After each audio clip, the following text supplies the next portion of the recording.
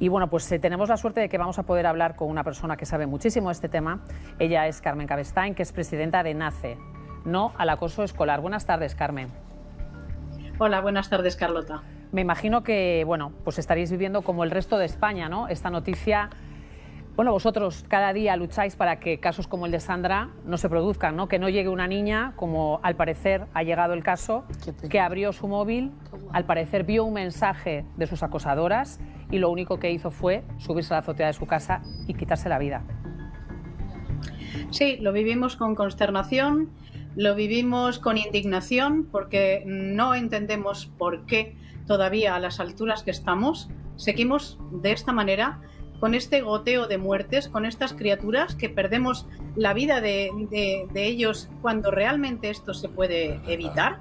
Y que la gente no entiende que no son cosas de niños. Tú sabes mucho de esto, Carlota. No son cosas de niños, son cosas muy graves, son cosas muy serias.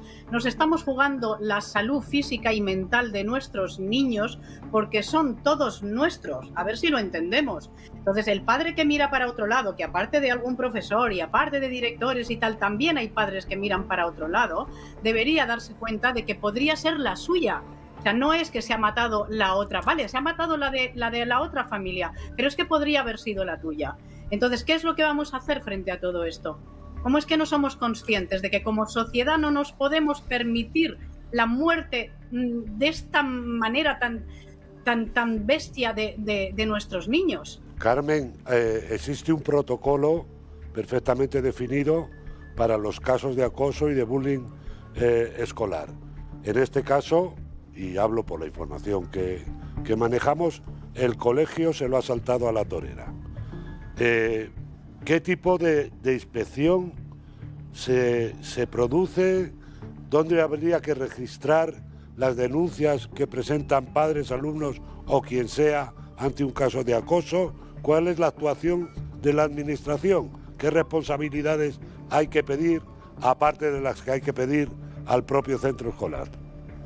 Pues mira, Kiko, te voy a responder en mi doble condición de presidenta de una asociación y también desde mi experiencia de casi 30 años como profesor.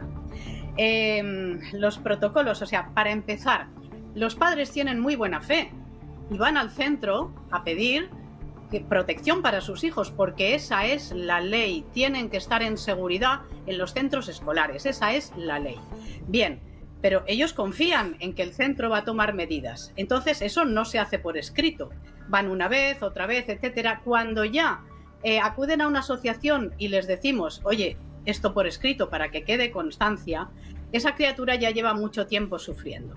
Bien, a la mínima sospecha de acoso escolar, los centros en Andalucía, porque no en toda España es igual, en Andalucía tienen la obligación de abrir el protocolo. ¿Qué es el protocolo? Una investigación. Equivale a la fase de instrucción en un juzgado. Bien, pero ahora voy a decir una cosa. Sí, esta es la herramienta que tiene la administración frente a un posible caso de acoso escolar. Ahora bien, ¿esta herramienta es efectiva? Porque estamos cayendo un poco en una trampa mortal, ¿eh? ¿Esta herramienta es efectiva? No lo es. ¿Por culpa de la herramienta? No. ¿Por culpa de quién maneja la herramienta? Lo entenderemos muy fácil. Con un martillo nosotros podemos construir el David de Miguel Ángel o lo podemos destruir, ¿verdad? Vale. Pues ¿qué pasa en la inmensa mayoría de los casos? Que este protocolo sale negativo. Es decir, conclusión del protocolo, no hay acoso escolar. Como mucho dicen que es un conflicto. La diferencia, pues sabemos que es que el conflicto es puntual y que en el acoso hay una reiteración, lo cual no quiere decir que no haya que actuar desde el minuto 1 cuando solamente es un conflicto. Entonces, por esa razón, no tenemos protocolos que verdaderamente sean efectivos y que protejan a las víctimas, porque no sale.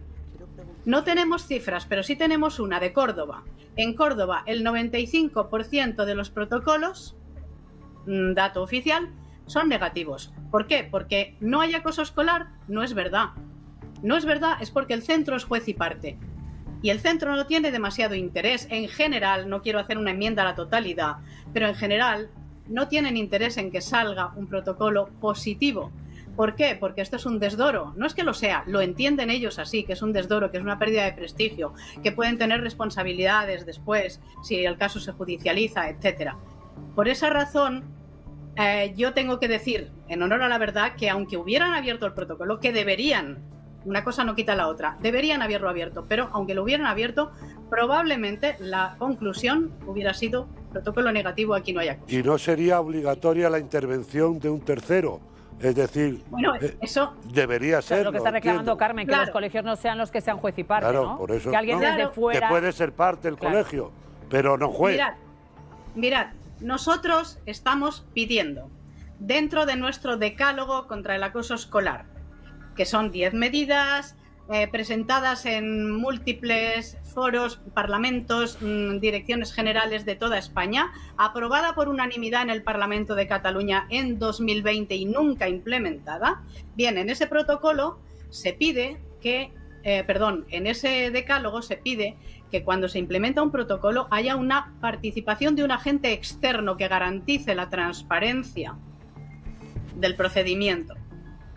Pero eso no es así, o sea, todo el mundo entiende, y eso vosotros lo sabéis, que si vamos al juzgado con un tema y el juez resulta que es el hermano de nuestro contrario, ese juez se tiene que inhibir, no puede actuar, ¿verdad? Y si no, lo recusamos. Bueno, pues aquí no hay recusación posible. Aquí nos la tenemos que comer con patatas. El centro va a sustanciar el protocolo. Y en estos días, vuelve a surgir un caso que es real y probablemente oiréis hablar de él. Una mamá de Ejido, Almería, niña de 4 años, que estaba siendo maltratada hasta el punto de que perdía el pelo. Las mamás de 2 acosadoras firman un documento diciendo es verdad, porque ellas querían reconvenir a sus hijas. Esto estoy absolutamente segura porque las entrevisté yo a la mamá de la víctima y a la mamá de la acosadora, a una de ellas, para nuestro programa La Voz del Silencio, de radio. Bien, entonces, ese documento está ahí. Lo firmaron, lo dijeron por escrito, sí, nuestras hijas han hecho esto. ¿Sabéis lo que pasó? Que eso no se incorporó al protocolo de acoso escolar que había abierto. Carmen, perdóname, Carmen, en este caso nos acabas de hablar de un caso que me parece terrorífico, porque hablar ya de niñas de 4 años yo ya bueno, en fin. Me interesa saber algo. Todo el mundo quiere preguntarte, Belén Esteban también te quiere hacer una pregunta, pero ahora mismo, ¿cuál sería, si la Fiscalía ahora mismo va a actuar y va a investigar, por tu experiencia, en un caso como este de Sandra, que por desgracia conocemos otros, como el de Kira, que coincidimos tú y yo con su papá en 59 segundos, Carmen, ¿qué va a pasar? Es decir, en este caso se le puede imputar al colegio algún tipo de delito, se le puede imputar a los padres de las acosadoras, es decir, ¿qué es lo que sucede cuando llegamos a un límite como que una niña se quite la vida por el acoso que padecía por 3 compañeras de su colegio? Bueno, pues yo creo que se tendría que llegar hasta el final. Yo no soy jurista, no te puedo responder como abogado, pero las investigaciones que se hagan, tanto desde la administración educativa como las que haga la justicia, etcétera, tendrían que llegar hasta el final. Tengo mis dudas por lo que se refiere a la administración educativa, porque por experiencias anteriores, tú acabas de mencionar un caso, pero hay otros, al final resulta que no, que es que no hay pruebas suficientes para poder castigar, ¿no? En este caso, ¿lo del protocolo será suficiente? Pues no lo sé.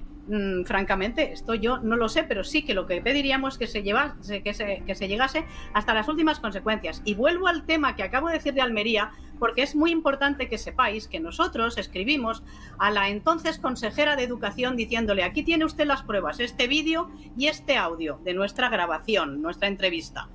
Suponemos que usted va a sancionar al centro educativo. No lo hizo, ni siquiera nos contestó, y la prueba estaba ahí y la puede ver cualquiera. Pues te digo una cosa, Carmen, cuanto más hablamos, le toca ahora a Belén, cuanto más hablamos y cuanto más escucho hablar sobre este tema, yo tengo una niña que tiene 10 años, que está en edad escolar.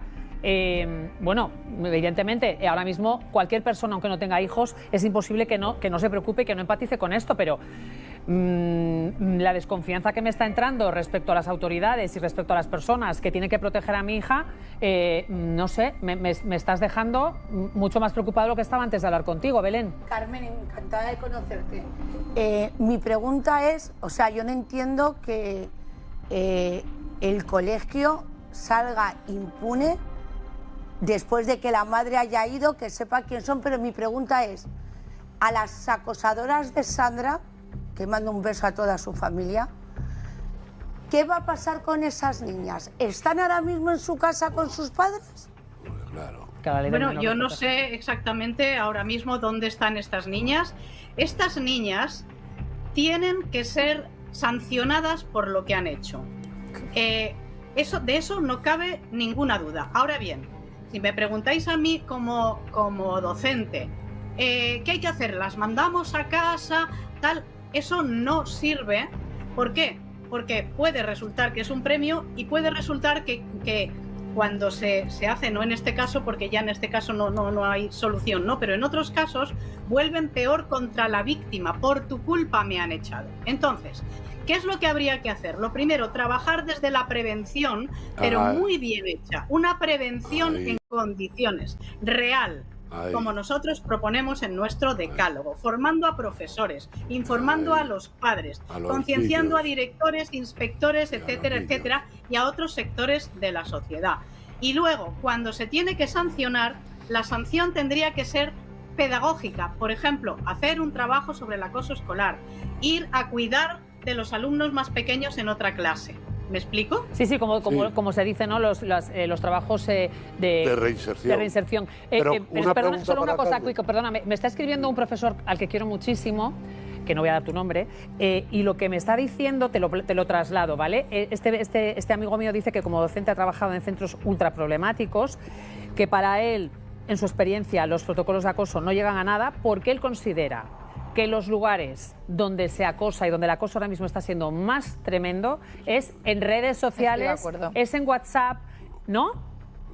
No. Quiero decir que tú en el colegio... Primero... Pero perdóname un segundo, Carmen. Si yo, por ejemplo, recibo o conozco a alguna víctima que reciba acoso por redes sociales, ¿se considera que eso es fuera del centro y el centro se lava las manos? No, te voy a explicar bien claramente. Lo primero, un caso de ciberacoso puro es dificilísimo encontrarlo. O sea, el ciberacoso es una manera más de maltratar a través de las nuevas tecnologías y de las redes, pero inserto en todo el universo que es el acoso escolar. ¿De acuerdo? O sea, es una pata, digamos, del acoso, no es la única. Efectivamente, que antes no existía, porque lógicamente, porque no había móviles ni nuevas tecnologías, estamos de acuerdo. Que tengamos ahora... que inquietar a la sociedad diciendo, uy, es que tenemos un 80%, no. O sea, las cifras están en torno al 15% más o menos de ciberacoso y, como digo, no de ciberacoso puro. ¿De acuerdo? O sea, sería una parte, existe. O sea, que el acoso puede ser en las aulas, en los pasillos, en los baños, en la clase de educación física y también en redes. Para hablar a Marta, que no ha hablado todavía. Que es cierto, que si encima vuelves a casa y estas acosadoras continúan haciéndote ese acoso. Bueno, Marta, y que hemos leído en el Diario de Sevilla que al parecer ella toma la decisión de tirarse por la azotea después de recibir un mensaje de las acosadoras. Claro, bueno, es que estamos hablando ahí. Es que al final, antiguamente solo existían en el colegio, en el patio, pero ahora con las redes sociales, Instagram, el Facebook, los WhatsApp, ahora les llegan por todos lados, o sea, por todas partes. Si me permitís, os diré que muchas veces el punto final lo ponen después de haber sido acosados por redes. Eso sí es cierto. O sea, que es más peligroso, sí que es cierto. ¿Por qué? Porque muchas veces el mensaje que les llega es: ¿pero todavía estás viva? Mátate ya. Si nadie te quiere, cómprate una vida. Y esto ha pasado ya desde los tiempos, pues yo qué sé, de Amanda Todd en Canadá, que fue uno de los primeros casos que la foto que ella entregó pues la perseguía de colegio en colegio, porque ya sabemos que lo que está subido a las redes pues muchas veces tiene difícil solución, porque siempre hay alguien que lo tiene, ¿no? Así que eso sí que es cierto, que la gota que colma el vaso puede ser un mensaje de WhatsApp, y que también es verdad que muchas veces en la actualidad el asunto no se queda solamente en el colegio, sino que se prolonga, y eso es terrible porque nunca estás a salvo, ni en tu habitación, ni en tu espacio lúdico, ni en ningún lugar. No sé si Carlota me había preguntado algo más. Sí, Matamoros te quiere contar. Carmen, sí, ha señalado una serie de medidas de capacitación, instrucción, formación que habría que dar medidas preventivas de instrucción que habría que dar a los docentes, a los responsables de los centros, directores, etcétera, pero con los alumnos, ¿qué se hace? ¿Hay alguna obligación de impartir formación en este sentido? ¿No existe de verdad? No, mira, te voy a hablar con toda la sinceridad y en primera persona. Cada vez que se dice, oye, esto es un caso de acoso escolar, tienes muchas posibilidades de que te digan, bueno, estos son palabras mayores, oye, que aquí tenemos 400 y pico y no podemos estar ahora con que el uno le ha pegado al otro, con que el otro le ha dicho no sé qué al otro. Que se minimiza. O sea, a mí se me escamoteaban en algún centro los casos de acoso escolar para que yo no interviniese ni siquiera sabiendo que yo era experta en la materia. Entonces, esta es la realidad. ¿Qué es lo que tendríamos que hacer? Claro que tiene que haber formación para los niños, pero ¿cómo se hace cuando está mal visto mencionar la palabra acoso escolar y te dicen en tu cara, profesora, esos son palabras mayores? O sea, el primer punto del decálogo nuestro es visibilizar y hablar de acoso escolar porque lo que no se nombra no existe. Y eso lo sabemos todos. Entonces, lo primero es darle carta de naturaleza porque desgraciadamente la tiene. Y lo segundo es meterlo en los documentos que son en la hoja de ruta de cada centro, plan educativo de centro, plan de acción tutorial, plan de convivencia, etcétera, que tampoco está en muchos centros. Y luego todo lo que he dicho, planes de prevención, campañas. ¿Dónde están las campañas? Como para las mujeres maltratadas o como las de la DGT. ¿Dónde están las campañas de acoso escolar, contra el acoso escolar? ¿Y hasta qué punto es nociva la criminalización de los acosadores? Y ¿no desvía esto el tiro y no se dirige hacia quien realmente debería dirigirse, que son los responsables adultos que están... Los tutores, quienes sean... los tutores, directores, gente de la administración, etcétera, que son en alguna medida los mayores responsables de que esto siga sucediendo, se oculte, se pongan parches, no sean receptores de su responsabilidad. Entiendo, Kiko, tu pregunta es muy buena. Vamos a ver. ¿Sabéis cuántas veces he visto detrás de un acosador una víctima? Bastantes. ¿Eso quiere decir que todos sean víctimas? Yo no digo esto porque haya que decir, ay, pobrecito, ni muchísimo menos. Hay que intentar ser objetivos, ajustarse a la realidad. ¿Quién es? ¿Este es un psicópata? ¿Este es alguien que está siendo abusado sexualmente en su familia o que tiene un drama de 3 pares? ¿Este es el típico guasón que se le ha ido la mano con las bromas y demás? O sea, lo primero, identificar qué tipo de personaje tenemos delante. O sea, cuál es el prototipo. Y a partir de ahí actuar. Si es una víctima, sin excluir la sanción, que esto jamás, sin sanción, un coste, pero, oye, si es alguien que está en una situación de marginalidad social, por ejemplo, viviendo de ocupa sin tener que comer, porque yo he tenido alumnos así, habrá a lo mejor que atenderlo, habrá que ver, ¿no?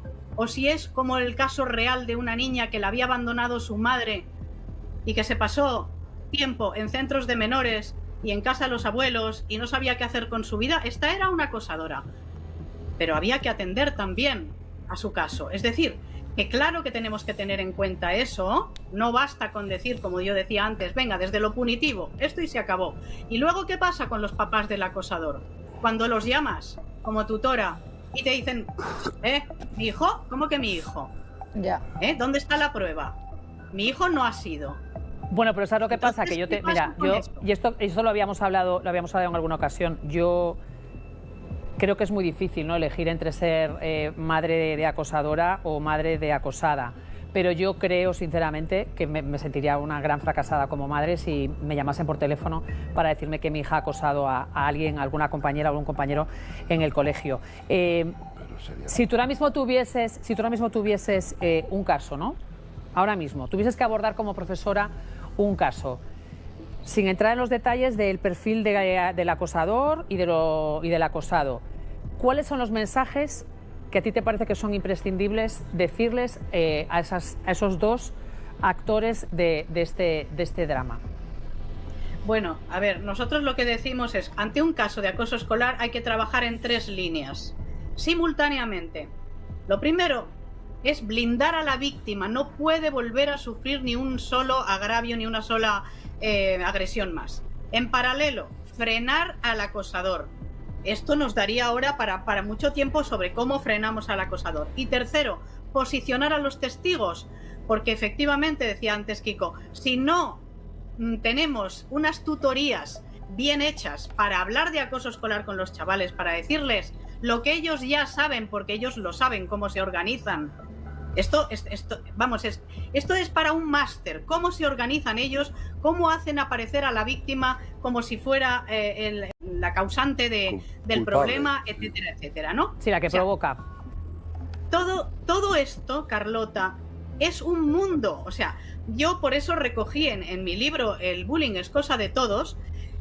Hablé de los diferentes sectores sociales, porque no es verdad que esto sea solamente una cuestión de la comunidad educativa, que principalmente sí, padres, alumnos, profesores y la administración, ¿no? Pero es que intervienen otros sectores y cada uno tiene responsabilidad. Y fijaos, esto que voy a decir creo que es muy importante.